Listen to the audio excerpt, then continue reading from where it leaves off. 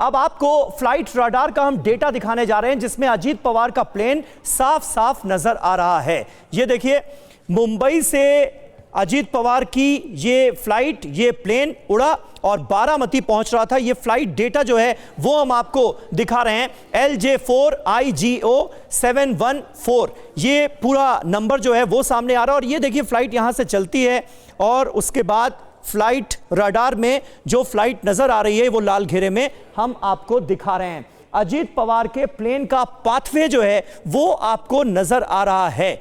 बहुत छोटा सा रास्ता है अगर देखा जाए तो।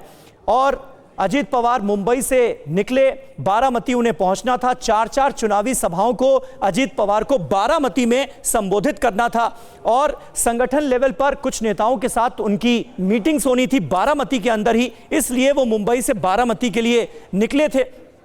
लेकिन बारामती में लैंडिंग के दौरान ही ये विमान क्रैश हो गया है और पता यह चला है कि विमान के पायलट को इस बात का एहसास हो गया था कि तकनीकी गड़बड़ी आ गई है विमान में। उसके बाद विमान के पायलट ने बाकायदा ATC को, एयर ट्रैफिक कंट्रोल को इन्फॉर्म किया, बताया कि तकनीकी दिक्कत आ गई है और हमें किसी भी तरह से इस विमान की इमरजेंसी लैंडिंग यहां पर बारामती एयरपोर्ट पे करानी है। लेकिन उसके बाद ATC परमिशन भी दे देता है और फिर पायलट कोशिश करता है इस विमान की इमरजेंसी लैंडिंग की। पहली कोशिश नाकामयाब रहती है, असफल रहती है, लेकिन उसे यह लगता है कि दूसरी कोशिश में वो इस विमान को सेफली लैंड करा लेंगे। हर मुमकिन कोशिश की गई है पायलट की तरफ से। पायलट बहुत अनुभवी पायलट थे और उन्होंने दूसरी बार फिर से कोशिश की कि किसी तरह से बारामती में इसकी इमरजेंसी लैंडिंग करा ली जाए। लेकिन दूसरी बार जब वो इमरजेंसी लैंडिंग की कोशिश कर रहे थे, उसी वक्त ये विमान